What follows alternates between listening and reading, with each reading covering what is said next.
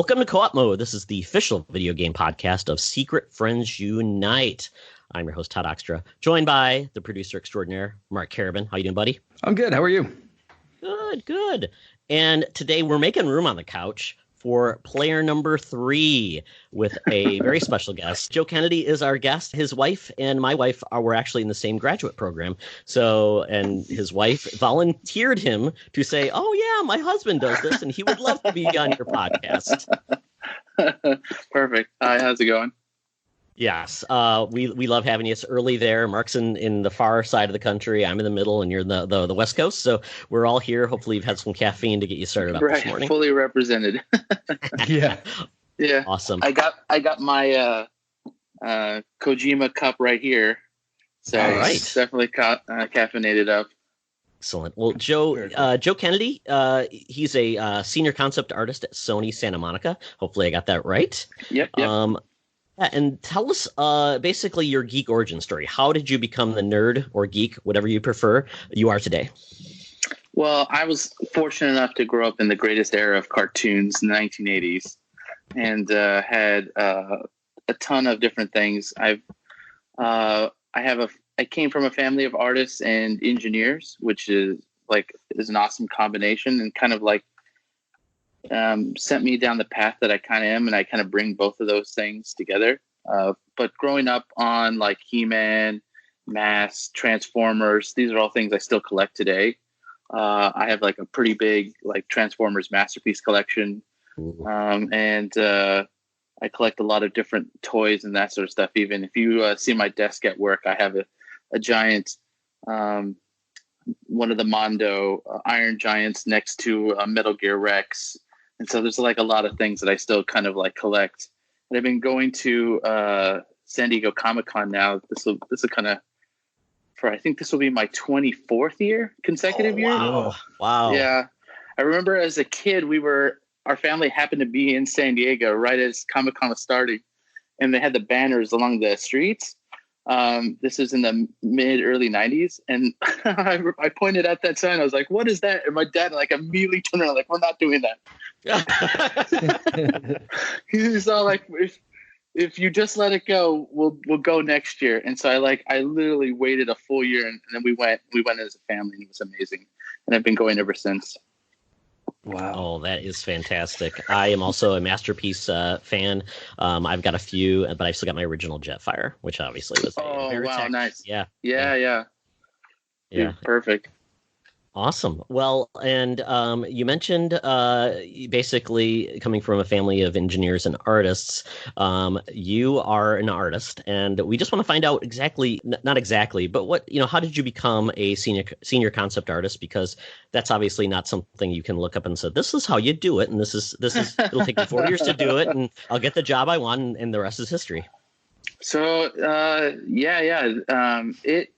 It was a bit of a journey. I started off, I graduated from a school that I actually now teach at called Otis College of Art and Design. From there, I kind of bounced around the industry. Most industries that kind of have a local industry in the LA area. You have a bit of everything from, animation. Otis really focuses on motion graphics, which is more animation, but it's more for commercials and stuff. So and a lot of that industry kind of crosses over when you're kind of doing visual development. So I started there, bounced around there back and forth, worked on Skylanders as a background painter through one of their outsourcing houses at Zoic. And then from there, eventually made my way to Sony Santa Monica to work on God of War, which was an amazing opportunity. Got hired early on, and then just kind of helped flush out that project with their in games. They have a prototype team to kind of set the foundation for how things are going to go. So we kind of did that. And then just kind of worked my way through that, and been with Sony Santa Monica ever since. Oh, wow. Which God of War did you start with? 2018 one, so the previous one. The newest one. Yeah. Kind of amazing. A crazy experience to basically see all the stuff that the studio had done in the past, and then to take a risk on a third-person action game style, to base when they were like 3/4 isometric for so long, and to see how they kind of moved into that genre and do what they do best. They kind of game designers are influenced from like all everything that's happening in the industry. Souls games, other types of puzzle games and stuff like that, and everybody kind of brings their favorite stuff. And Sony Santa Monica is really good about making that gameplay first and trying to find a really good, fun style that kind of meshes with whatever's happening in the industry at the time. Very cool. And I was wondering, so within your role, do you work on a team of other concept artists? Do you have people that work with you for you? How does that type of team play out? Sure. We have actually a pretty large visual development team. It's primarily split into character and environment, so everybody kind of has their specialty. I'm more on the gameplay side, so character side and in gameplay. A lot of what I do is storyboarding of sequences or narrative moments, coming up with ideas and helping the designers pitch ideas. So a lot of the work I do is more focused on that, as opposed to just the straight visual development of what the art, like the texture of something. There's other guys on the team that have that. We also work with outsourcers and that sort of stuff. So it's kind of like collaborative. A lot of times those artists are coming up with other ideas that may be outside the box. So we kind of like everybody brings different talents and different ideas from kind of wherever they are in the world and whatever they're kind of working on. To one part of our teams. You mentioned, you have a bunch of different people working on a bunch of different things, outsourcing, internal teams, all that kind of stuff. So as a concept artist, and I suppose maybe as part of this, describe exactly kind of what a concept artist is. Oh, sure. In on the building, the building thing, but also, do you feel a certain connection to the games that you're working on, or as a concept artist, do you kind of, like you said, help portray early ideas, or is it kind of helping all along through? Definitely. Yeah. Those become kind of depending on where you are and like the type of concept artist, the type of concept art that you're making. That does become important, where you may be developing really early ideas. And so only a fraction of that may end up in the final game. And you kind of have to be cool with that. Most concept art starts with the design. And that's not something we develop. That's something like a designer will come up with, a level designer, or combat designer, a director of some kind, a narrative designer. They'll pitch those ideas, and then we help flush them out. For stuff like the gameplay, we synthesize a lot of what the narrative team will come up with. Like they'll come up with a sequence, like, the character will be going through this area, and what they want to answer is just like, how did the gameplay work? How does it sync up with the narrative bits that have to be made? And so we kind of like draw up ideas, layouts, different types of move sets that could kind of go with that. And that'll complement then what the actual clothing and weaponry will kind of be on top of that as well, which may be another designer. So usually everybody starts with a design of some kind of brief, and then we're helping to visualize those ideas for somebody. You then have to be specific enough or clear enough with those designs that somebody can make it. That's a big part of it, especially for character or where you'll have to do like call outs and stuff like that, turnarounds, so that the 3D artist can manufacture that. If it's an environment artist, you have to work with the kits that they make. So a lot of times the pieces in a world will be made of like kind of like Lego blocks of different kinds of stuff. And so you'll have to be aware of how those parts kind of fit together so that nothing is like completely custom. It'd be too, what we call expensive to make, not just money wise, but on the game itself. Like the RAM would just be completely taken out if everything was a custom piece, because a lot of it has to be loaded all the time. So concept art has to be kind of mindful of the requirements of the game itself and how it works. I remember prior to this, I worked in stop motion actually as a concept artist, and you have a similar kind of requirement set there, in that you have to be mindful of their shooting, because what happens is that like an environment that may have different shots in it, that actually gets broken apart, and this will go to soundstage 2, this will go to soundstage 5. They're shooting, the A side on this and the B side on this. And so they have to be mindful of like how that camera moves and the transitions happen there, so it doesn't break that illusion sometimes. And so like a lot of times it's a similar requirement set that you kind of have to be mindful of what that final product is going to be, not just how it looks on screen, but how it's going to be made. As a concept artist, you help kind of facilitate that. Right on. So it's like your budget is not just from an expensive part. Also, it's basically, I guess, balancing what everyone can do and bring to the table, and along with the hardware. So that's an interesting perspective, because obviously your imagination can run wild and you could do whatever you want, but it doesn't mean it's feasible. Exactly. It's a big concern. It's one of those things. We do have a stage where we can go crazy. We usually call that high vis. That's usually early on in the project. And what we tend to do there is design stuff that has like a specific mood or feel. The paintings are generally softer looking, meaning just low detail, but you get the kind of feel that you like may have for that whole entire sequence. And so then from there, the directors will kind of take a look at all these images and be like, oh yes, this is exactly how I want to feel at this moment in the story. And so they'll be inspired by those things. So a concept artist can facilitate helping different parts of the production team visualize their ideas, depending on where you are at the timeline and where you are in the production. You mentioned paintings. What is your usual toolbox? What kind of tools of the trade do you like, and is that common throughout your part of the industry, or does every artist kind of have their own little toolbox that they prefer? Sure. Yeah. Photoshop is kind of a must.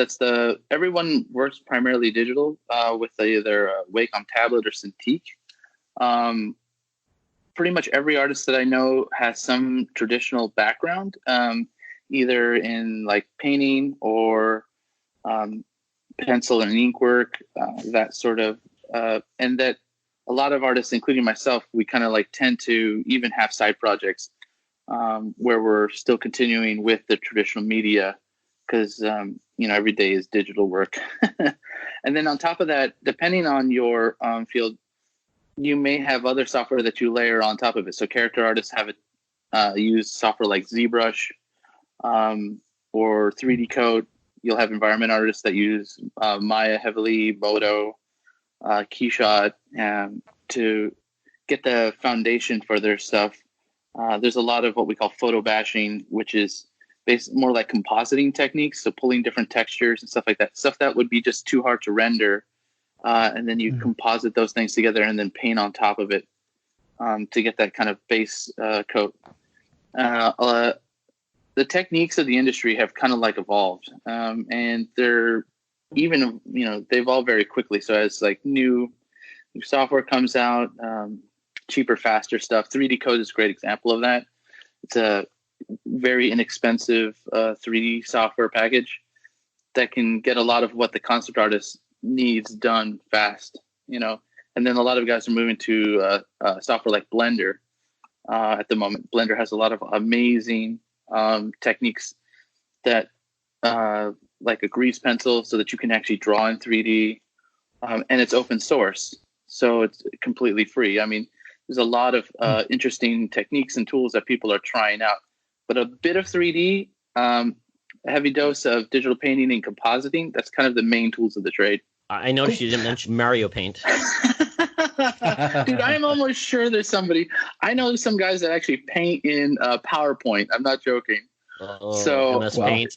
Yeah. So it's whatever tool gets the job done. That tends to work. If you can match the speed and you can match the quality, you can use whatever you want. I mean, yeah. On that note, we had a community question from Edward Varnell.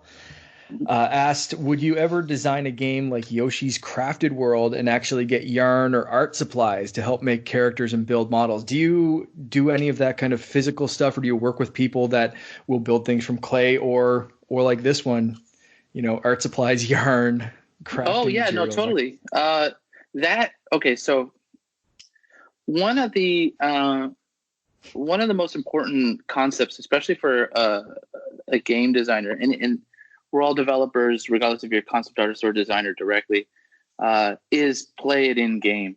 So you have to know how it feels in game, have to have that tactile feedback. So getting a quick prototype up, that quick prototype may be something like yarn or something like that. For instance, when there's a part of the sequence in God of War where one of the ogres gets really close up to Kratos' face. And when we were trying that out and playing around with different actors, we realized, wait a minute, why don't we just print out a giant head, attach it, and just play around with the sequence to see what that feels like. And we got a lot of better results.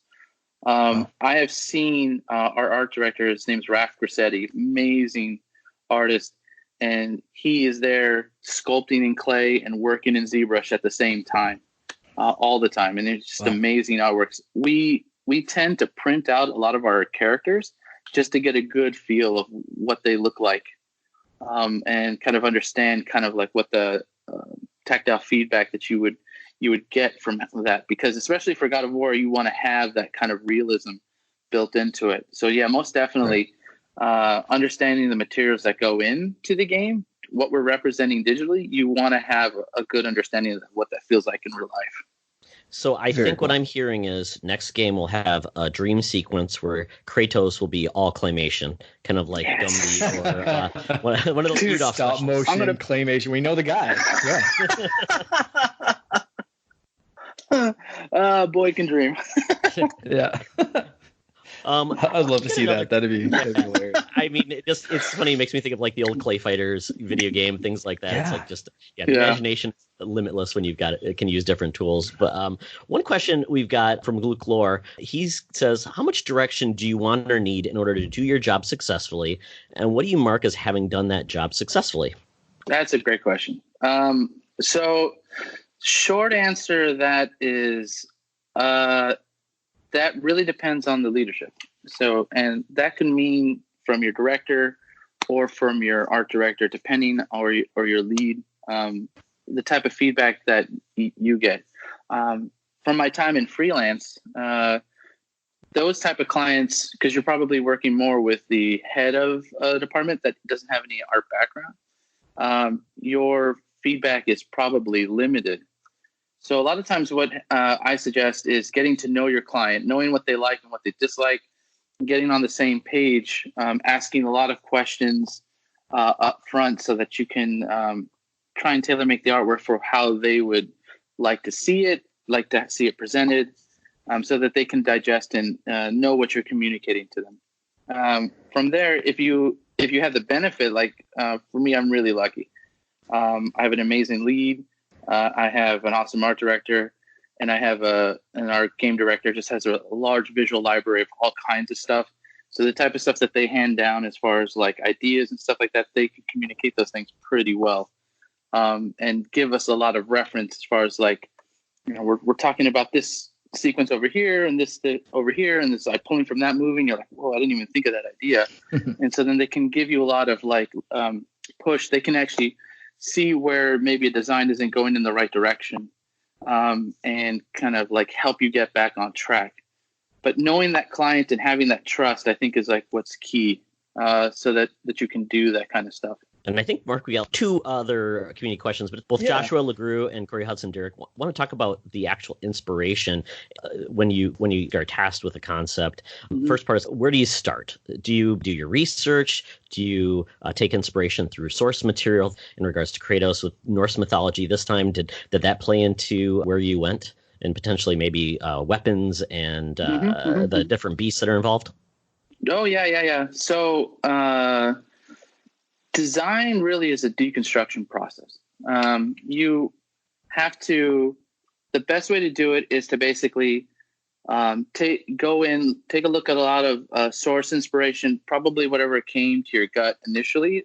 Go look at that artwork, put it together a mood board, and sketch ideas from what you see, and sketch a lot more ideas really loosely of just different ideas, so that at the end of the day you can see a few pages of thumbnails and ideas, and you can extract out the best ones and start refining from there. Whatever's, because I think if you go in with an open mind and really just try and understand that source material by sketching, you will be surprised at what comes out, and that you can execute on. I think a lot of times I've seen students that I've worked with, they try and just go with the one or two ideas that they have, and they're going to bang their head all the way down as they're trying to just render something out. But that idea probably wasn't the strongest one for them to begin with, or their ability to execute on that idea would be that great. So if you can have a bucket of ideas, you will see which ones are the best ones over time. And then you can refine those. So it's starting small and just being open to ideas as you sketch them, I think, is the key aspect. And so we do a lot of research from a lot of different things. In this instance for God of War, there's no photography. So we were looking at other inspiration, looking a lot of like artifacts, jewelry, weapons, and trying to pull out patterns and rhythms out of those, and seeing what those kind of feel like. Like, what is this type of like ribbon on an edge of a piece of metal look like? And like, okay, well, that kind of looks like this bit of architecture over here. Let's go research that and deconstruct them and see what the similarities are, and then try and incorporate both things to one to create a new item. And so it's kind of like a lot of like fusing together of similar ideas, and your experiences play a heavy role in that. If you're well traveled, you'll have a lot wider just base knowledge to work with, and so there'd be like a lot better opportunity for you to pull in different ideas that maybe someone else who can only Google search maybe have a harder time with. Right. Do they do they encourage you guys to go? Is there any kind of like work trips? You do field trips to interesting places. Do they encourage and allow that kind of stuff? Oh yeah. I'm not that they'll pay for it, but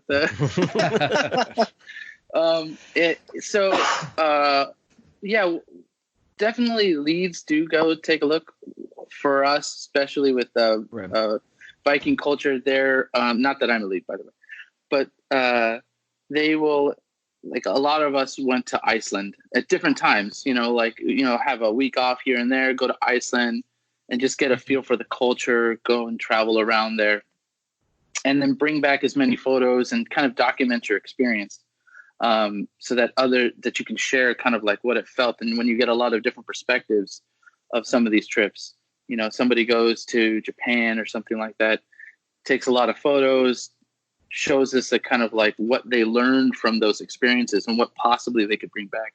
That's really beneficial and that kind of thing. We're lucky in that we have a lot of great museums here. So every now and then they'll have like traveling shows of like different armor. They had a samurai show that wasn't too far back. And so like you could go in and take a look and really get a feel for what those textures were, go in there and sketch and understand like what the materials, how they were made, and try and build like an understanding of like, oh, I could probably pull some of that, type of information into a design or something like that. Cool. Very cool. Well, all else fails, go to Epcot. Oh, exactly. Yeah. All the countries you can visit and drink and eat and yeah. Exactly. Yeah. One last question for me. Mark may have another one. If you had limitless choices in regards to maybe a property that you could work on and develop, what would it be? Oh man, limitless choices. Well, I'll tell you what I'm into right now. There might be some like 80s TV show that I could possibly want, but I have been into a toy line called Diaclone recently.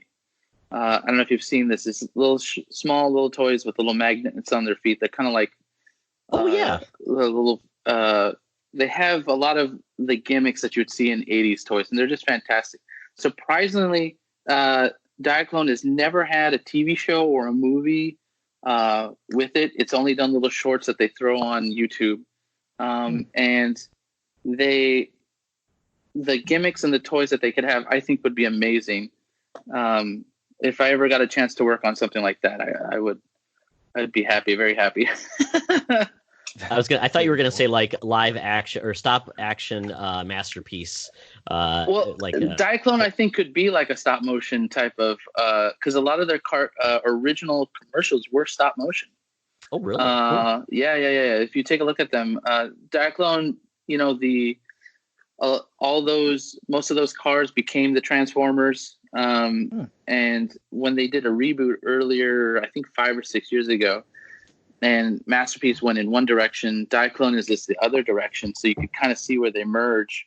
And it's just this really hyper stylized space odyssey type stuff, but every piece is like modular. So like a large robot will like break down almost like Voltron into like different components, but each component also has little gimmicks as well. So like you press a button, something will spin, wind up, it'll snap open, and like claw will come out, and you're like, dude, this is amazing. Whoever's designing these is just like a genius. Very cool. Awesome. Based a little bit off of that and your love of toys and combining things, you mentioned Skylanders earlier. I have to ask, did you have any character development stuff in Skylanders? I was a big Skylanders fan. Oh, no, just background. Just background stuff? Yeah, I did backgrounds and kind of like designing some of those. I believe Zoic was a cinematics team, so we were kind of working on the different aspects of cinematics. So exactly how it was implemented in the game, I don't know. Okay. A lot of times, so we would have been considered an outsourced house for Activision. I think a lot of that type of game, they have a lot of different houses working on different aspects. So I had designed some different skyboxes, different cloud sets and stuff like that, and worked on a little bit of the effects for some of the characters. Very cool. My son is a huge fan of Skylanders. Yeah, me too. Awesome.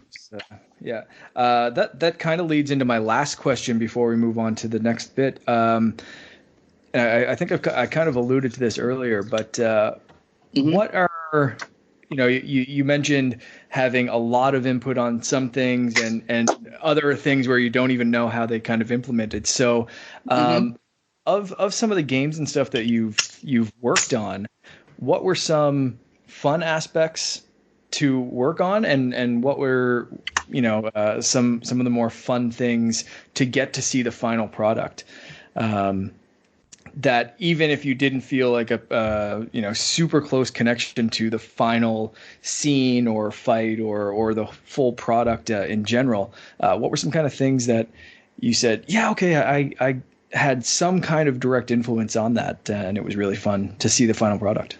Sure. Yeah.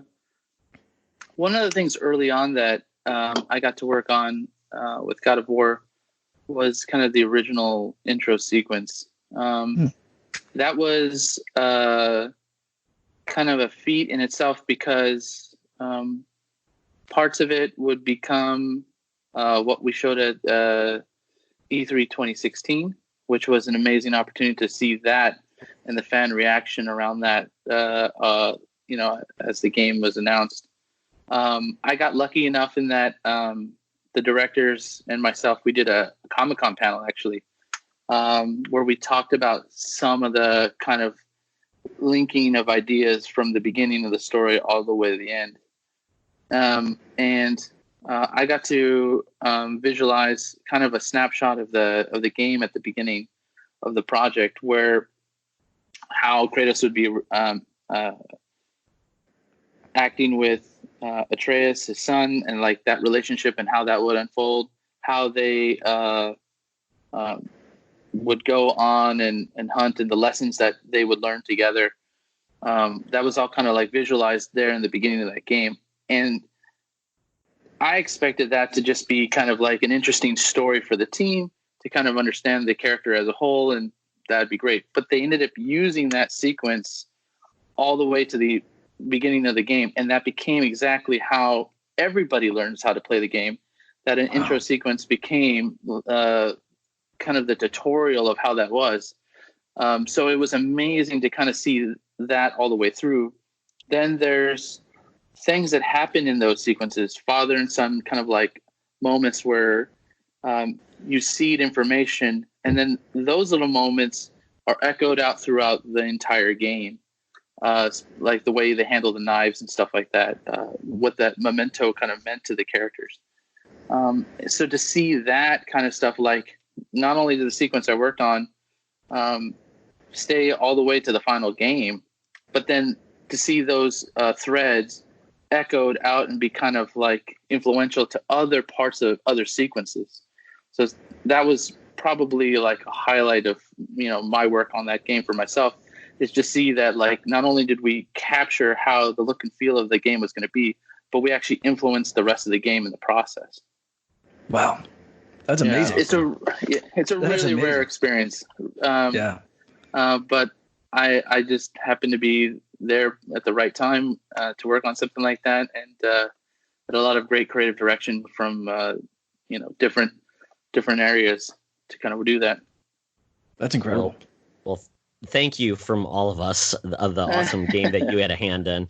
It was my game of the year that year. I have a 14-year-old son. I've told this before, but basically it's kind of a great exploration of relationships through great storytelling and through the action. So blending those two together, it's fabulous. I have this one story. This happened last year. So I did Comic-Con for the first time last year. Both Jess and myself, we both had Comic-Con tables, which was amazing. I have no idea why Comic-Con put us on opposite sides of the hall. Whatever. But I had an illustration of Kratos on my artist alley table, and probably a lady in her like mid 50s, somewhere around there, came up with her son and like pointed at it and says like, "You have to play this." And he was all like kind of embarrassed that she was like calling him out. She's like, "I love this game," and I was like, "Oh, awesome. I'm glad you really had a great time." She's talking about her experiences, sequences that she really liked. And then she makes a comment that as she points to her son, she's like, "Yeah, you don't understand how good these games are, that they're making these games for you." And then I stopped her and I was like, no, you don't understand. Corey made that game for you as a parent. Mm. When he was writing the game, when he was thinking of those stories, he was thinking specifically of of a parent who would be playing this game and the experiences they would have to bring that the children may not understand, but the parent definitely understands. She immediately started crying. I'm not joking, like right in front of me. Wow. I got up, I gave her a hug. I was like, "Dude, that's amazing." I'm all definitely reach out to Corey like on Twitter or something. Let him know that how you feel, because that's exactly why a game like that was made. I think that a lot of times what's great about these type of stories and the type of art, like this is definitely artwork, right? These are as works of art. Indie games and AAA games right now can be a much more personal story than just the 10th iteration of some franchise. So a lot of times these creatives are bringing a lot more personal experiences to these stories that everybody can empathize with and stuff like that. And I think that's what's making them even greater. You see this a lot in the indie development scene, where somebody brings a really personal experience and stuff like that. Mm-hmm. And we're really lucky to see some of these stories come out. One of the things actually at Sony that's really awesome that we do is we do a lot of outreach. And one of the things that I do is I teach as well. So if anyone has any questions on the industry, how do I get in? Can you take a look at a portfolio? I can't guarantee that I'll look at everybody, but if you shoot me a DM on Twitter, that's probably the best place to find me, Joe M. Kennedy there. I'll take a look and I can answer questions. There's a ton of misinformation as far as like, how do I get in the industry? What do I need to be doing? And that sort of stuff. And probably it doesn't take much for someone to say like, just focus on this, just focus on that. Yeah, this is working for you. Go in here, maybe apply to these companies, that sort of stuff.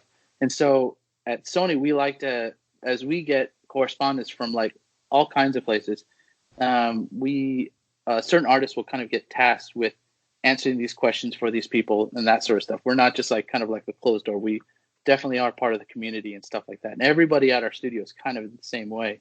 So if anybody has any questions, feel free to message me. And yeah, we can try and help out. Oh, that's fabulous. Thank you very much. Well, thanks, Joe. Now that we put you through the ringer, now we're going to let you actually take a breath and let us know what you've been playing. Yeah. Well, I just finished Katana Zero. I had a friend of mine recommend that game. Super fun. I love the Switch. I love all the different games that I've been playing on there. I'm a big fan of the Mega Man collection. I've been playing that. So that Street Fighter is a really big deal at work. So a lot of the designers, they play that. Most recently, we've kind of hopped back into Street Fighter Alpha 3. So there's kind of like a core group of that. And some of the best players, I would say, in the fighting game community tend to work at like studios like this. They bring their knowledge to that. So it's fun to just get my ass kicked on a regular basis by these guys. Try and learn a few things here and there. And so that's been real fun to I think that's my main game right now is Alpha 3. We probably play at least twice a day, lunchtime and after work, for like, a little bit of just like, let's get in a couple rounds and stuff like that. And I've been trying out some new moves. I've been trying out some new strategies. Let's try that. Yeah, I want to hop back into Warcraft. I think when the new remaster gets released, I don't think if it just did, but I'm definitely it's coming soon. I think. Yeah, that one I will be sinking a ton of time into. I have a convention coming up, WonderCon, and I'm like, oh man, I need to finish all that stuff first before I hop into Warcraft, because then I'll be gone for months. Awesome. I was just going to ask you about the Street Fighter Alpha. Is that on like the Switch collection that just came out? It is on a Switch collection. We actually have an arcade cabinet. So we have an Astra in-house. And then literally you're like, I wonder, do we have this game? Like literally someone has the board of whatever game you want somewhere in the studio. So they'll just like go in and plug it in. Like everyone has like massive collections of games of that sort. So one of the designers had a copy of Street Fighter Alpha 3. And he brought that in and we connected that up. And they are all, most of those guys, I wouldn't say that I'm this sensitive. Like I can't necessarily tell the difference between how it run, the lag that you'd see on an LCD screen versus a CRT. But these guys can tell down to the millisecond of like just a fractional. You're like, my God, how did the character get from here to there? It's because they know they like just pop up real fast, and because they know the timing, all that muscle memory is built in. So they have to be playing with the original material. That's awesome. Yeah. So then you go and you get your ass kicked there, and you're all frustrated, and you go design a really cool piece of angry concept art for the next God of War game.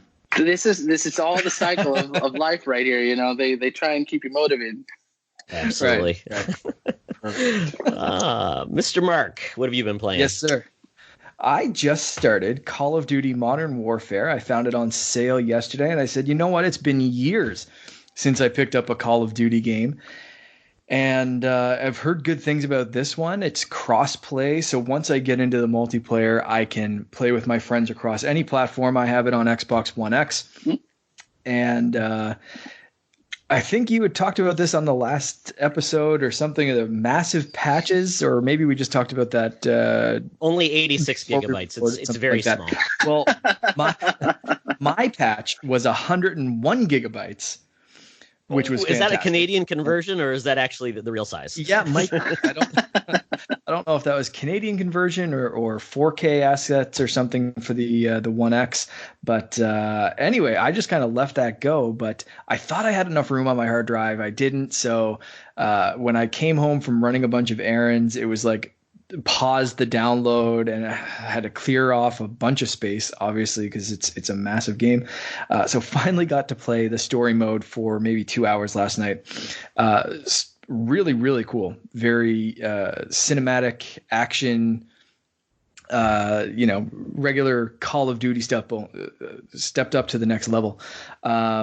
So I'm really enjoying it. I'm really curious to see where the story goes, and the acting is fantastic. The motion capture is fantastic. There's one of the same actresses from Jedi Fallen Order, so it was cool to see her in two games and just be like, oh, she and like that's right, the female general. Yes, yeah. So I it was really cool to be. I like being at that stage in games where you can pick out actors and actresses and be like, oh, I've seen them in a game before. I've seen them on TV before, and they look so accurate to real life versus the character. So it's kind of cool. So I'll be picking at that game a little bit more, and I've also been picking at Totally Accurate Battle Simulator, which is on Game Pass. So ridiculous. You can basically set up your little battles, and there is a campaign mode that I've been going through, but you could say, can 10 Vikings take out 20 ninjas? Or how many cavemen would it take to defeat one knight in shining armor? And it's all very ridiculous, and the movement and animations are insane in the best possible way, and I'm just having a blast with this very, very stupid but fun, totally accurate battle simulator. And it's in beta right now, so there is a warning of like, you may find some weird glitches, and I have run into a few weird little things where I've had to restart a simulation because I couldn't possibly finish it because characters will get stuck inside a rock or some weird shit like that. But if you have Game Pass, it is 100% worth a laugh to just download this one and just set up the most ridiculous battles. And I have noticed a little bit of slowdown, but it does not take away from the enjoyment of seeing pirates versus ninjas in real life on a battlefield, and just put as many of them on the battlefield as you can and just watch the mayhem and hilarity follow. It's great. Yeah, my son had been playing that on PC, and he makes my PC almost die because of how many people he puts on there. It's just a blast. It's goofy physics and everything. It's like Goat Simulator crossed with an actual battle simulator. Weird. It's really cool. It's super super wonky, and the fight animations are all like the ragdoll physics of the game. It's fantastic. It sounds super fun. It's so dumb. Yeah. It's from a concept artist point of view, you'd be like, it might make you cringe when you see the actual characters, what they look like. But it also might make you laugh. Like some of them are just so stupid. Like there are like the farmer with the kind of things like and there is one that just kind of covers himself in hay, like it's like a walking hay bale, and you can shoot him with a couple of arrows and he'll just keep going because he's a walking hay bale, and it's just so friggin' ridiculous. Like it is I don't know, it's quite enjoyable. I get a kick out of it every time I start it up. Wow, that's why video games are great. You can get all of these crazy experiences. Yeah. From a 3D printed goblin head or troll face or whatever, like right up in your face, to a googly-eyed battle simulator. It's all video games, right? It's love it. Yeah. What about you, Todd? You've been playing some cool stuff, right? I've been big into Quest. We actually had Oculus Quest. We had a friend and his son come over last weekend, and it was hilarious because you're not supposed to let little kids play with it, but his dad said he could do it, so he tried it. He had so much fun just playing with kind of like the intro piece where you can dance with a robot, you can throw paper airplanes. So he just had a good time with that, and he didn't want to stop. So, but then his dad got over and got him to play Beat Saber. It was hilarious. I took a video of him. He loved that, and he got so excited. And he's much taller than I am. We have a fan in our basement, and he almost broke the fan because he got so excited and lifted it up. Couldn't tell what he was doing. Oh, it was fantastic. So we have not had a Quest tragedy yet, but wow, it's going to happen eventually. Somebody's going to fall. The cat's going to run into us as we're playing. It's going to happen. But I showed him Vader Immortal, and Vader Immortal is fantastic. I mean, it's amazing what they did with it. The game just starts you off. You're in a spaceship. You are actually in a spaceship. You look around. There's your droid. You can explore the spaceship. You can pick up objects. You can pick up a helmet, put it on, and you can see it around you. It's very cool. And then they cut to the chase really quick, and they get you in front of stormtroopers and Darth Vader. And it is ridiculous. And to see Darth Vader 2 feet away from you and looking up at him, it's phenomenal. It's really great. The quest has its limitations, I'll give it that, but it is amazing what they do with it. And the biggest thing that I thought was so cool about it is I never thought climbing a ladder would feel that interesting, but it's very cool. Basically, you're essentially putting your hands out, and the controllers on the quest essentially let you use all your fingers, like squeezing and things like that. And you can see your hands. So when you're climbing up a ladder, you grab on, you have to grab on, and then you pull, and then you basically pull down and pull down and pull down. And then you have to make sure when you want to get back into a space that's safe, you actually have to pull yourself forward to make sure there's a flooring underneath you. Wow. That sounds super rad. That's crazy. It's awesome. It's fantastic. The good news, it's back in stock now, so you can definitely get it. Nice. It's fantastic. And obviously, if you have a gaming PC, you can hook up it to Oculus Link, which I did try. It works on mine, so that's cool. So I'll get to try Rift games, which is awesome. The other game I played was Journey of the Gods, and this is essentially a Zelda game in VR. You have a sword and a shield, and then you can swap it out very quickly to a crossbow. And the cool thing about the crossbow is you actually have to pull back with your other hand to load another bolt in it. And sometimes you forget you have to actually do it. But it's neat. Mm-hmm. It handles movement like with teleportation, or you can actually walk. And to make sure you don't throw up when you're walking in Quest, because you can walk personally, or you can move the stick forward. They basically bring in the viewpoint. They turn most of the screen black, and they make your viewpoint very centered, so you can focus on something. Because I guess that's part of cool. How you get motion sickness is not knowing where you are in space. Kind of like when you're riding in a car, you look inside, then you look outside, and you're like, oh, I don't feel so good. So. I was reading a study about motion sickness and that, like VR kind of stuff, and one of the theories is, if your body detects that you're seeing motion, but your body's not feeling the exact same motion, it will basically tell your brain saying, no, I think you're poisoned. You should probably throw up right now. You've ingested something that's making you, dizzy or whatever. The high frame rate really does help with that. So like the faster the refresh rate on the monitor itself, but actually, anyone who ever does get motion sickness, a quick little trick to try out is if you have a chair or something that you can put your hand on. Oh. For some reason, think of it like as if you're on a boat and the boat is rocking back and forth. A lot of times, if you have the ability to just put your hand on the handle of the wheel of the boat, the motion sickness will go away because your body's like, I'm back in control. So it's a little trick. It doesn't work for everybody, but sometimes if you can like put your hand down on something, and then it may go away for like a moment. Not like a controller, because the controller's still kind of like floating. Oh, yeah. It has to be something like kind of something anchored. Exactly. When I was playing Ace Combat or something, that was definitely something like, time to put my hand down. Too many barrel rolls. Yeah, I noticed that the only time I've ever experienced any kind of motion sickness was actually in Florida. The Harry Potter ride in Universal. Oh yeah. The one where you go through Hogwarts. Oh yeah. So I can do roller coaster. I started my day off. I had breakfast and then did the Hulk coaster and came off with the biggest smile on my face. That is a roller coaster. Yeah, right. And but that ride, and I don't know. I think it's something where, again, my body was seeing something on the screen and it wasn't perfectly matching or something. Yeah. And I had to look at my feet and kind of like look down and see, because you can kind of spy on the mechanics of the ride, like which way you're moving. And I did notice that the ride was moving sideways, but the motion was going forward. So I think my body picked up on that. And but yeah, there's weird little tricks. I felt queasy after that ride, but like I said, I had the same experience on the Star Wars ride. Oh wow. The Millennium Falcon ride at Disneyland. I had the exact same experience. They split it up and so that your party's in like 4, and there's 2 pilots in the front. One pilot controls left and right, one controls up and down. And I think it's because like you're not in full control or something like that. Complete disconnect. I almost like puked after that ride. I'm like, no, I can't do it. We're literally going to crash this Millennium Falcon. We're going down.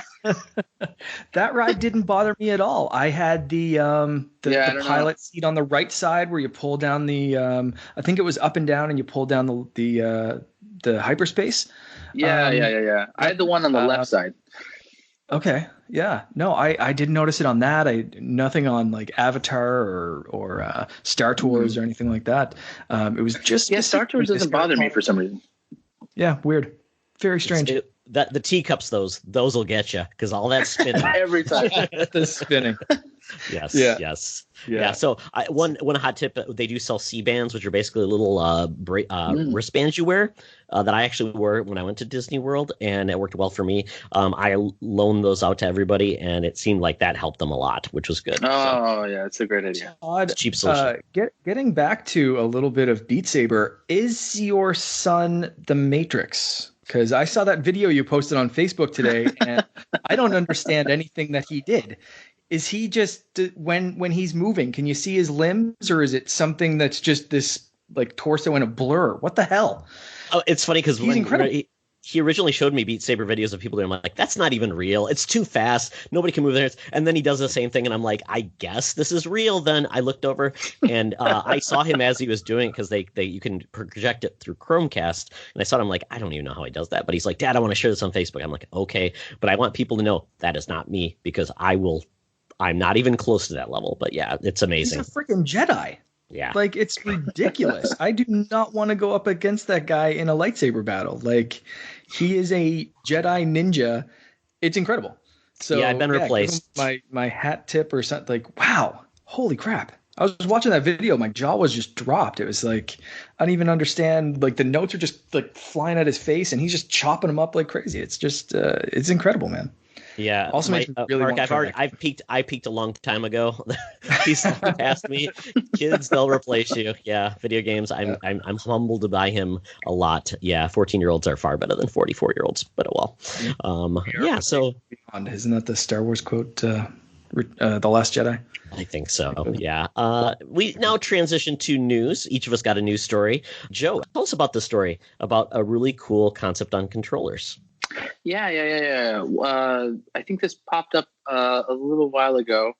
I can't remember the guy's name off the top of my head, but he decided to try out and mod a Wavebird into making it Joy-Cons for the Switch, and go through the process of basically building the electronics, cutting it, and designing it so that it had both the functionality of the original GameCube controller and all the functionality for of the Switch controller, and it's amazing. Literally, I hope I get a chance at some point to try something like that, and I really wish that Nintendo would make more options. I remember seeing some fun. I think it probably was more like fan concept art of like someone making like a fishing pole with a Switch controller, and like a lot of the ideas that you kind of see with the Toy-Cons, with the different cardboard parts that they could have. But I think they could just do so much more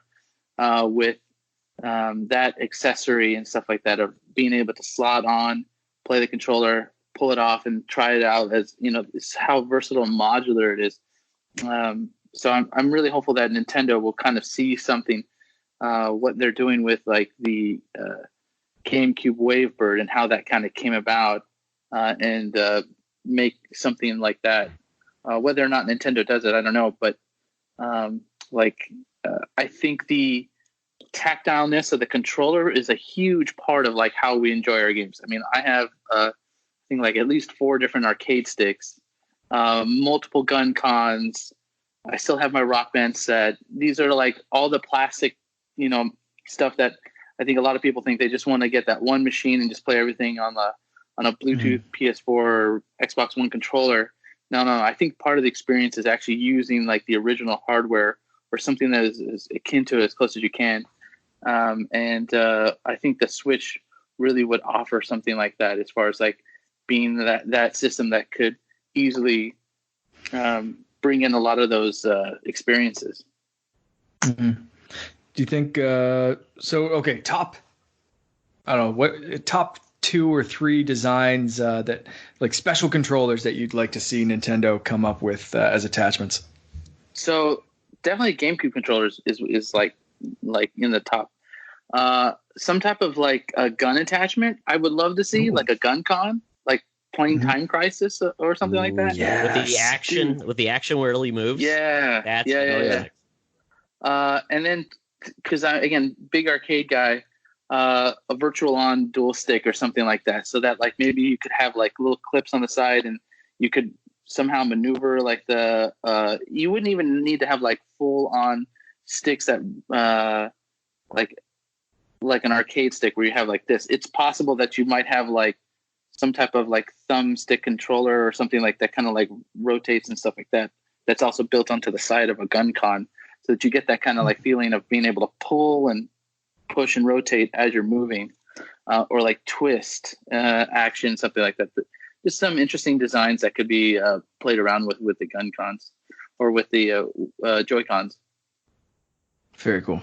Yeah, I have the Switch Pad Pro. I think that's what it's called. From Hori. I love it. It's great. It makes me feel like I'm using like a real pro controller on my Switch portably, and it's changed how I play on the Switch. Oh, nice. I have the 8-bit Do arcade stick.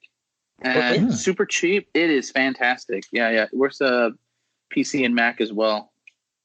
I love the 8-bit Do stuff, man. They do their Super Nintendo controller is fantastic. That's great. So you see their microcontroller, Mark, that they made?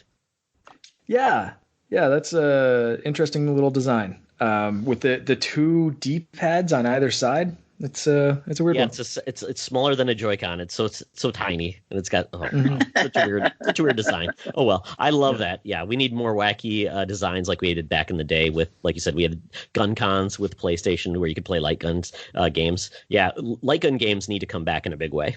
Oh yeah. I think very much so. Yeah, I think we've talked about that too.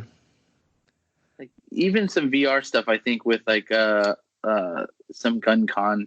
Different attachments or something like that could be interesting, especially with Nintendo. And if they actually went full tilt into kind of like their VR thing and built like a headset that the thing like locked into beyond just what we saw with the toy cons, I think that could be really, really interesting.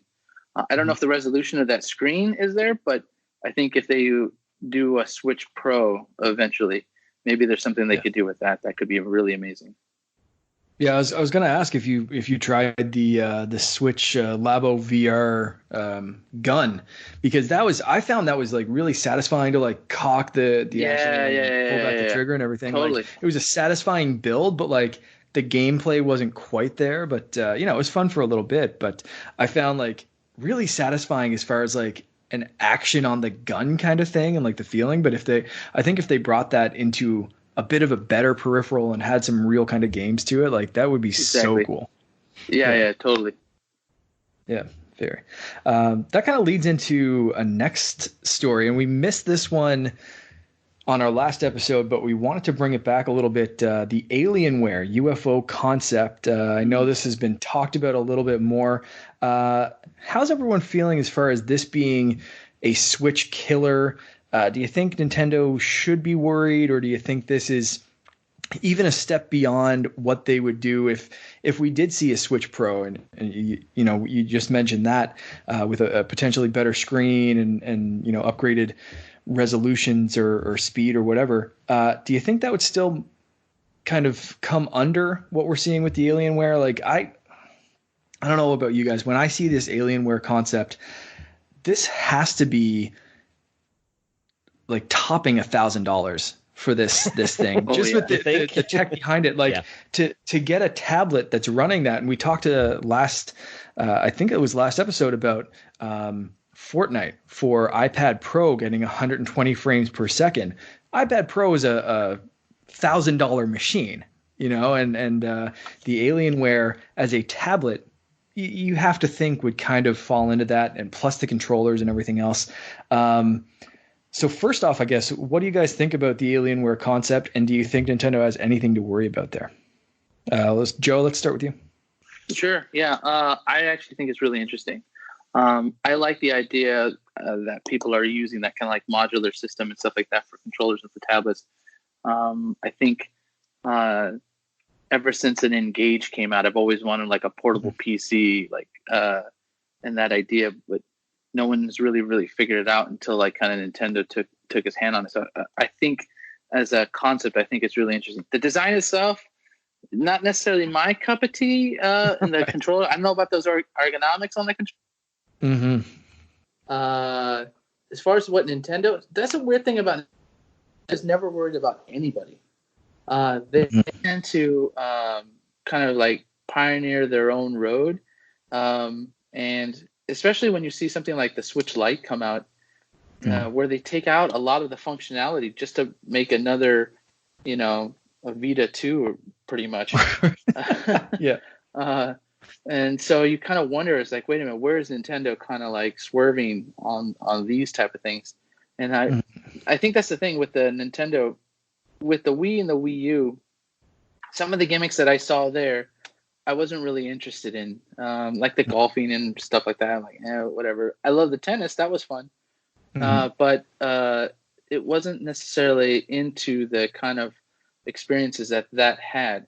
But with the gun cons, I'm totally in. The idea to pull them off, play with them, have the multiple buttons and stuff like that. You can have 2-player on the fly. It's like the best couch co-op just immediately. I think that's really cool. I think that's super fun idea then to be able to take an Alienware out. And, we all saw those commercials when they first come out, like, who's going to do that? I'm like, no, I'm totally going to do that. I'm totally going to bring my PC with me, like set it down. Now we're playing Metal Slug right now. Like, that kind of fun stuff. So just kind of, I think that's such a great idea, and to see what people kind of come up with it. I love the form factor overall. So that thing will probably turn nuclear after a few minutes, like just the heat on the back of that thing, and be louder than like a car engine. But I think as they get to like version 2, version 3, hopefully you're going to start to see some really interesting. They need to hire somebody to come up with some better ergonomics, though. Sure. It's very angular. Sharp objects touching my hand like that. I think Tesla created this. This is the Cyber console. Cybertruck console. Yeah. It's made out of one piece of aluminum. Won't get hot at all. Yeah. Do you guys think the final product will look anything like this? This was just the concept, right? And do you think they just did that? I think they'll dumb it down a lot. I hope so. Yeah, I hope they do dumb it down a little bit and just kind of figure out, like, do some more testing of that. That company tends to go a little extreme on their designs over time. I've seen some of their PCs, so maybe they will kind of stay in that kind of like vein to a degree. But I hope they do like kind of like take up the ergonomics, like the whole esports gaming scene with the peripherals that they use. Like, man, I don't know how you like use this on a daily basis. It's like would twist my hand in kind of a weird way. When I look at it, though, I like the fact that it looks more like a traditional control, at least with the offset buttons, the offset sticks. To me, that's and we talk about ergonomics. To me, the Joy-Cons are not ergonomic at all because everything's like that. Yeah. I don't like that at all. I want a traditional. That's why I said that for me, that Switch is why I don't play it as often. I don't feel like it's the best way to play video games is with those Joy-Cons. So I play docked or with the Switch Pad Pro, which I think is a good thing. Now, what Nintendo has been playing with, though, is really dated hardware. So essentially, this thing says docked 1200p. That's not that fantastic. It's not 4K. It's not 1440p. A little bit above that, because essentially the old Tegra X1 processor is like 8 years old. So we're not talking about cutting edge tech. Versus what NVIDIA or somebody else from mobile chipset could do now, probably for not that much more expensive, could get you to 1200p, could probably do these things because things get more efficient, things like that. So I think they could get to this level of play, reduce a lot of the, I can play Witcher on the Switch, but I have to put up with X, Y, and Z, and it's a lesser experience. I've always said, just because it's more convenient doesn't mean it's a great way to play. So that's why I play. So I think I think people want to play games in other places, and it shouldn't just be Nintendo's version of it. Now, people say they could get sued. I don't know. There's probably something their lawyers have said, if you do this, you can skirt that issue. But I like the idea. I don't know if they'll even execute it. This might just be to launch a line of tablets with potentially, Joy controller Rail support. System. Actually. Yeah. Do you guys think any of this has any relevance in the next couple of years with Stadia, xCloud. The xCloud tests, from what I'm hearing, are going really, really well. Do you think this concept even bears any like thought? Like, is the Switch just kind of perfect thing at the perfect time? And the next bit is, maybe some companies coming up with, and I think we've seen this, controllers that you can kind of dock your phone into, or a tablet or something, that it's just going to be xCloud. It doesn't matter how powerful the tablet or the device you have is, as long as it can handle that stream. Do you think by the time Alienware kind of comes up with this concept, it's kind of a moot point anyway? I think that you're going to find it'll be a bit of a mix of both, especially with 5G coming down the road, combining that with some like local horsepower to kind of like really run and make sure that the stream is perfect. Being able then to move and play portably, I think this just offers like the merging of those two technologies is going to be really interesting to see where those go in the next like 3 to 5 years, and see some of the form factors that kind of come from that. I think we are right on the verge of something really, really interesting, because both those kind of bits of pushes in technology offer for portability and for slim downness. So it's like we won't necessarily have to have massive PCs underneath our desk taking up space. It might be a bit of a mix of both, where you can have smaller hardware, more specialized, really good onboard graphics and stuff like that, really good 5G radios, and then a lot of the horsepower is on the client side. Like, for instance, I don't think I've bought a physical game in at least 5 years. Like, everything I have is either digital. Yeah. I have not bought a single physical game for my Switch. They've only been from the eShop. So, and going to complete subscription services, I've already done that with Apple Music. I've already done that with Netflix and Disney Plus. Mm-hmm. If that ends up being how game subscriptions go too, I'm totally fine with that. Granted, the patches will be ridiculous, but as everyone just turns into this kind of like rolling model. But I think I'm really excited to see where that type of thing goes and how that's going to change the gaming industry a little bit.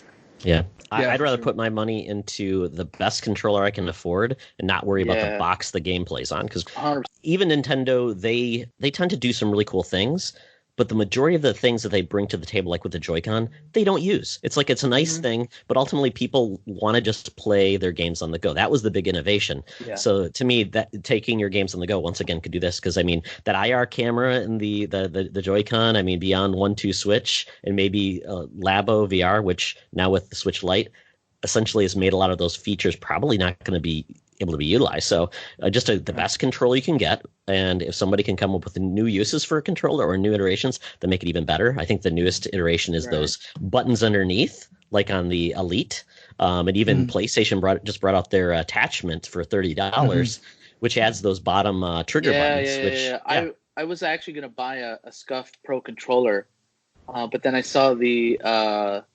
Elite buttons for the DualShock come out, and I immediately put in for one of those. I'm really excited to actually try that out and see where, because I don't know if you've ever had, if you guys have ever played, especially when I was really big into Call of Duty, I had one of those Avenger clamshells. Do you know what that is? Oh yeah. Such a weird device. Such a weird device, but you could have like a hair trigger. Basically, it was it had buttons on the bottom, but they were attached through like rubber bands to like the buttons on the top, and it's just like this weird spider controller over a weird controller. But you could adjust the tension, so all you had to do was just like a stringing, like strumming a string, and you could literally just pop off shots really fast. You could reload, and so you could keep all your fingers on the dual sticks. I think that's something that I've always liked about controllers and more of the modern stuff, is moving away from a lot of the core function away from the 4 buttons on the right, and so that I can keep my thumbs on both sticks at all times, and then having more of the controllers maybe on the bottom. I think that's underutilized.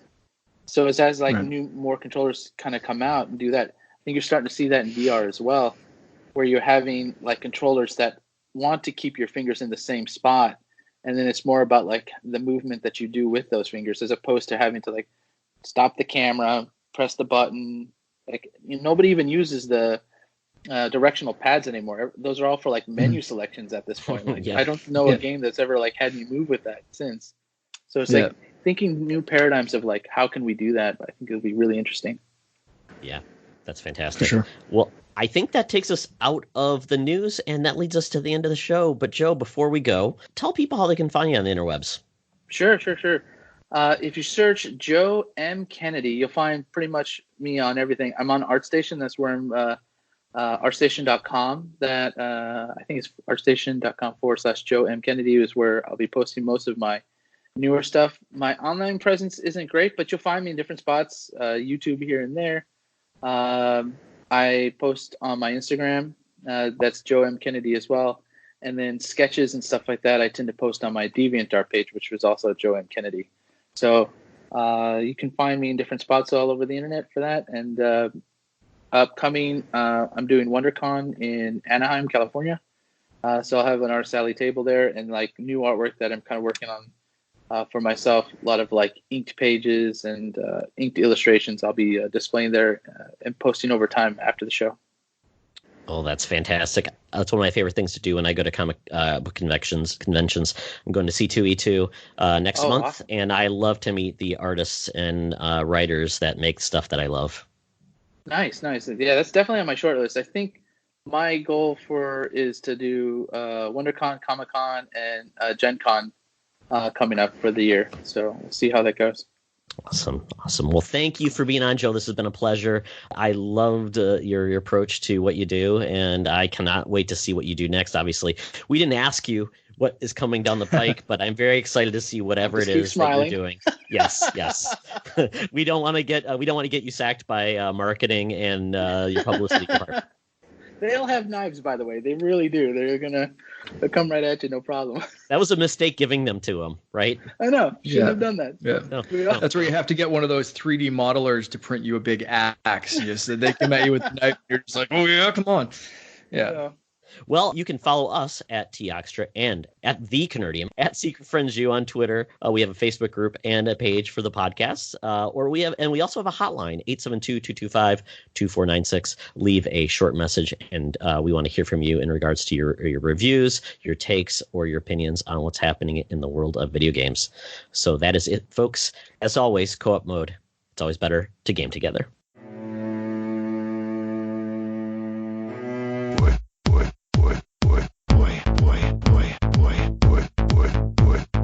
I do not know. Be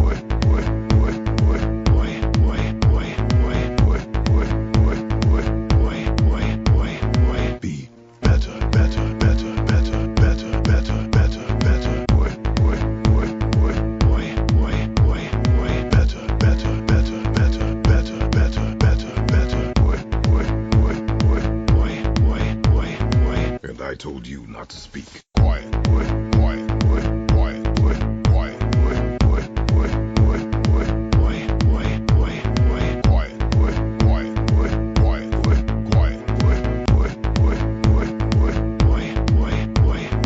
I do not know. Be better.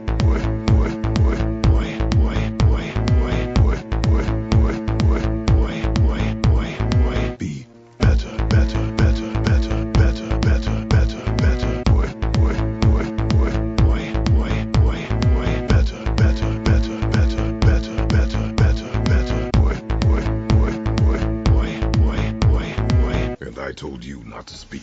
Quiet.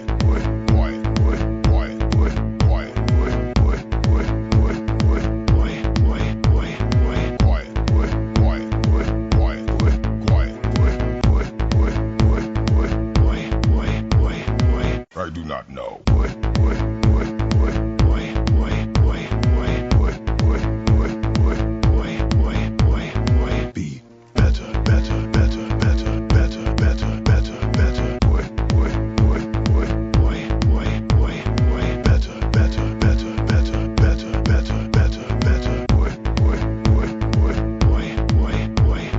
And I told you not to speak. Quiet.